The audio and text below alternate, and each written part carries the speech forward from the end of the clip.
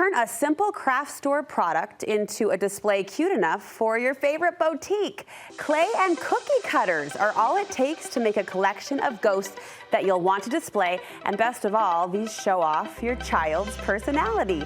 Today, art instructor Emily Hammerstad is here to teach us how to make these itty-bitty creations. Welcome back to the show. Thank you. The ghost is like always a motif, but this year in particular, it seems to be like the mascot. It's everywhere. Everywhere, this cute little guy. And you've used clay, just basic modeling clay? Is that what we're using?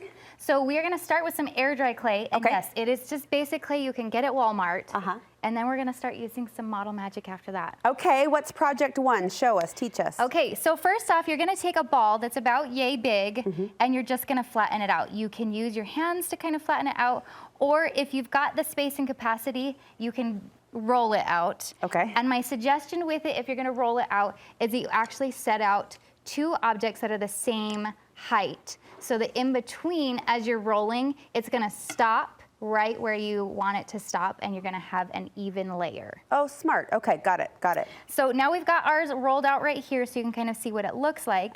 And then you're gonna use any rounded shape. And if you don't have some kind of rounded shape, here's the hack. You're going to use tin foil to create a rounded shape.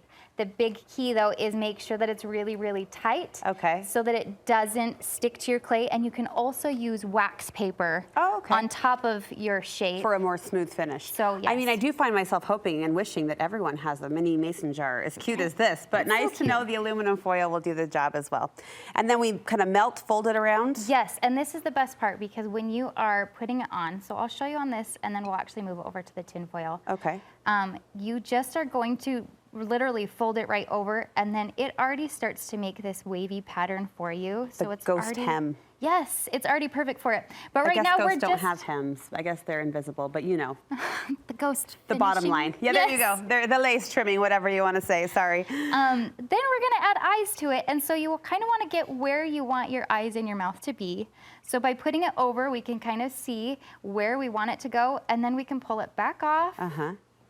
To get it shaped, and we're actually going to use a straw to cut out our eyes. Oh, you're cutting out the eyes? Yes, so to get it really hollow, you're just gonna push that through. Do you wanna push that through? Oh, sure. Okay.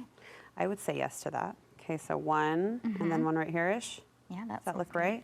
And then give us a little mouth too. Okay. How far? Just down a little bit. You're the art teacher. I've never mouthed a ghost. Okay, there we go. Okay, now that we've got those holes, when we put it over our little structure I don't know if that face is quite as, oh yeah, it's gonna work. It's gonna work. There he is.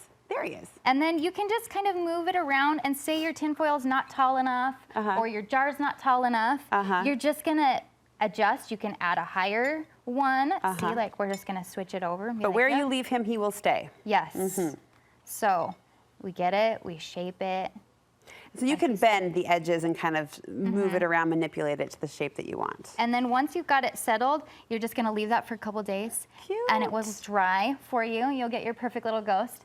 And then if you want to add some fun with it, you can actually press lace into it before you lay it out. Oh. And then it will have a textured design on top of it. Oh, that's cute for kind of a dimpled or textured effect. And I even saw you added some paint details on a few of the finished ghosts as well. Oh, that's with our next thing. Oh, we're getting there. Yes. Okay, sorry, we saw a picture, I think, a little early. So let's jump to project two. Also, one more thing. Yeah. If you want to toss a tea light, just a battery-operated one, underneath this, when you're displaying it, it just looks really cute. So this one stays au naturel, but the modeling magic, you can paint later. Yes. Okay. So actually, we are going to paint it right now. So with Model Magic, one, it is really, really soft. So it's so great to use with little tiny kids. I mean, just feel, that is like a cloud. Yes.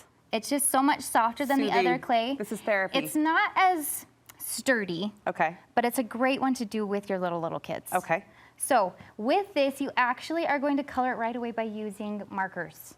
So I color like the piece I know will be the nose or the piece okay. So you break out into the pieces that you want, and then you literally color right on to the Model Magic. Okay. And again, Model Magic is just available at Walmart. Like, it is something that's easy access anywhere. Okay.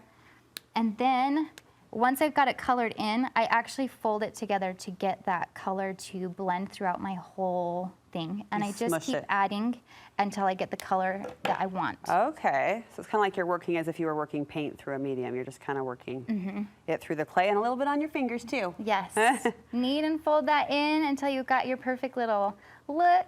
And then you're going to shape it to what you want. So with this first ghost, we can't really add a whole lot of details, but with this one, we're gonna do the same starting, but then we can shape it how we want with the clay to go over our jar and then add fun little details to it. Got it, so the details like the blue shoes, I'll say blue suede shoes, just to quote a favorite song, and the little orange pumpkin, that's where those details come into place with the colored version. Yes. Sweet, very cute. And to do a collection of these is a fun idea, like have everyone in the family kind of do their own ghost, all of their own personality. Yes, that would be so cute. Well, thank you. Thank you for showing us these 2 different applications to this one fun idea to create a very simple clay ghost. Tell us a little bit more before we say goodbye about your studio and how people can connect with you. Okay, we are Us and Art in Pleasant Grove, and you can find us on Instagram, Unicorns, Sprinkles, and Art.